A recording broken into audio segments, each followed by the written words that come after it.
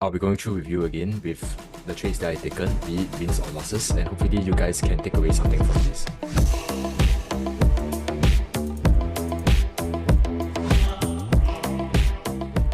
With the high time frame, which is the weekly levels, as well as our H4 levels, we'll do our typical markups on those, followed by the mid time frame, which is on our M15 or M10, and lastly on our execution time frame, which is on the M5 or the M3. We start off with this weekly time frame where you can see that I have briefly marked up this level as well from this weekly zone. It has a reaction once and it has reacted off it accordingly as well. On the H4 level, this zone was of course previously marked up from a reaction previously, and now this is a flip zone that on a high time frame flip zone that I marked it up, as well as these two corresponding demand zones. Right. So now if you go to the mid time frame, what can we notice? Right, we can see that our demand zone here has been breached. Our demand zone here has been breached accordingly. Right. So price, this was around 9 o'clock. We are going to start at around 9 a.m. in the morning. So now we will briefly play price forward. Right, we can roughly see that, of course, there is some sort of reaction here. Price did came up here briefly, but of course, price went all the way down right here. Right, so because technically, if we look on our high time frame, right, like the structure, the overall order flow on our high time frame is still technically bullish, right? The trend is still an uptrend at this very point of time. So we at that point of time we will still be looking for longs. We can still be looking for longs as well, right? Because for one reason, right? For another reason as well is that we see that there's a couple of buy side liquidity that's getting created here as well. That's one, right? And then we can also draw our feet accordingly, right? To see which are our ideal spot to take our demand, to take our buys at discount levels. But that's to say, of course, we won't necessarily take a risk entry yet. We want to wait for some confirmations at the very least on a low time frame before we proceed. Right. So this level is technically a very good POI that one can use, that we can use as well. Right. So when we play price forward, we can see that because there's quite a bit of reaction, we go to a low time frame, our M5. So demand getting respected here. And there's a brief break. This supply zone here is briefly getting breached, right? There's one touch. There's one touch here at this level before our low time frame structure has gotten broken here, right? As we can see on our M3. So there's one break here, there's another break of the structure level. So there could be a potential, like this reaction could be potentially successful to target this buy side liquidity right here, right? So we probably could place it somewhere here as well along this demand zone. So if we draw our inner fib as well from this level, we can see that, right, at our fib 70 and our 78, it coincides with a ongoing demand zone as well. There's a structural liquidity that's been taken. There's a potential internal range liquidity that's been captured as well, right? So if we draw accordingly here, we're gonna at least cover the low from this level.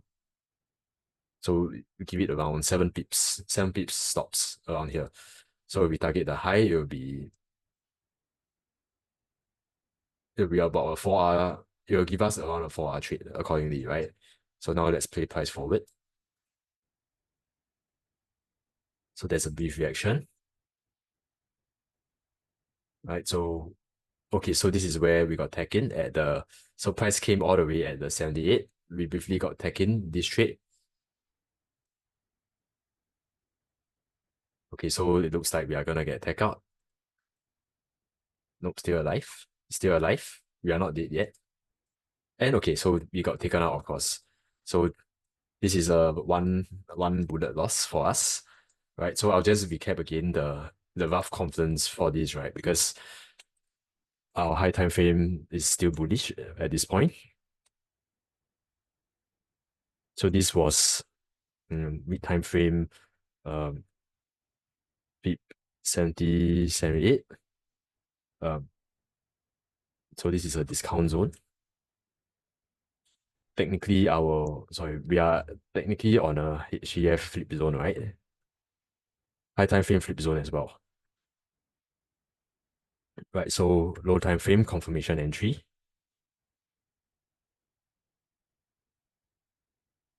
And at flip 70 and 78. So again, a discount zone. And lastly, of course, we have this buy side liquidity that we would have wished that we could have targeted, right? So buy side liquidity present. So because at this very point of time, right? Like let's say if this trade were to get through and we there is after this, of course, liquidity gets swept. Once this level of liquidity gets swept at this level here, entering sales right from these levels might be pretty good because with added confidence, right here, right, there is a probability that we can potentially target these high time frame levels as well, which will potentially give us around. Okay, so it depends really on where we want to put our stop loss, right? Like we can put it safely around here, which is around nine risk reward ratio, right? If it chooses to come up here. But of course, that's not meant to be, right? Sometimes price just don't play out the way that we want them to. Price markets will just do its thing itself, right? So, okay, so since this setup isn't valid anymore, of course, I'll just get rid of these flip levels and this flip level as well, right? Because technically, why I would say that it is no longer valid, because when price hits this zone, right, there's a break in structure one, and we have a break in structure again, right? So in this case, it was relatively difficult, right? So because at this very point of time, if say I would want to go long, right? If I were to go long again, it is very likely that I will want this zone to get broken at the very least. So I will at least want to see something like this, like break its structure, come back, we test this level, then this is where we can go long. But unfortunately, because when price came back here and reaches here again, this structure wasn't broken. This is technically another lower low that's being formed. So this is a weak low essentially by this level here, right? So it was pretty difficult in the sense to get anything out of it, right? So again, there is a we do break the structure here again. Right, so because now it is being confirmed that there's a series of broken structures, continually structures being getting broken all the time, right? So now by this very point, we should be looking for sells rather than buys really at this point, right? So now if you go to the M10 time frame, of course we can see that. Sorry, we go to M15, our mid time frame levels, right? We can see that there is potential sell side liquidity that's being present right here. So there's sell side liquidity that's being present right here. This is the liquidity that we will likely want to target, right? That markets will very likely want to target, right? So we probably would have entered it somewhere. We probably will put our zones right here. We mark this up at this very point. So I'll just mark it up a bit to cover this level as well. So this is potentially our potential target that we can target as a whole. So now let's play price forward. Let's look for our entry accordingly. Since now we are technically taking continuations, so what we can potentially do is, of course, we can draw our fib here as well. Okay, I will be getting rid of this mid time frame fib because technically the setup, the feed is no longer valid anymore. So this is where we can draw our fib level. We can place our entry right here at the 70th. So we can cover this high, which will give us around 7 pip stop loss. Okay, 7 pip stop loss at this very point. So if we are taking it all the way till here at the very least, right, this will give us around four risk reward ratio. Okay, so if we play price forward, all right, so we can see that again, there's another break in the structure to so this trade didn't exactly get tagged in. Okay, so at this point, of course, we should draw again our fib level, right? Because technically a lower low has been formed again. So we can draw our newly formed fib level accordingly as well. Right? So we just draw around here somewhere.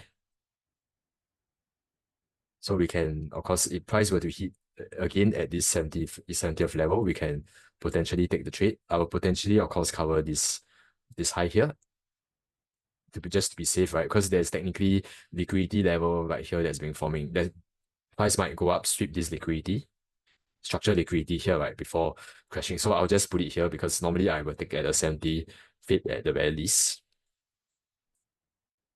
So my target is likely to be around here, which again is around 4.5, 4R, 4 risk reward ratio.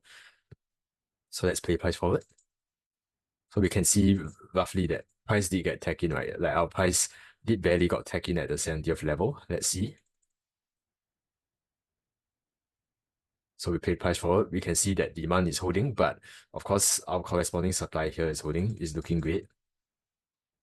So price did form a new low again. It has potentially officially hit our high time frame level. And yeah, it has of course hit our take profit. So of course I'll just round down the risk reward. So this is about 4 risk reward ratio that we have caught. Right, we have of course lost, like our previous setup was deemed invalid as well. So I'll just write the relative confidence here as well, right? Mid time frame continuations. Sell side liquidity. Sell side liquidity to target. So sell side liquidity, of course, was this level that I was referring to, right? So if you're not sure about why I'm talking about buy side liquidity to target, as well as sell side liquidity to target as well, please refer to, of course, we'll be doing a video very soon on this topic, so that you guys can get a better understanding of what liquidity is all about, right? So lastly, of course, our low time frame, there is at a feed 70, right, which is a discount zone, sorry, premium zone. So for sales, you normally want to sell at a relatively high point, which is a premium zone of the leg.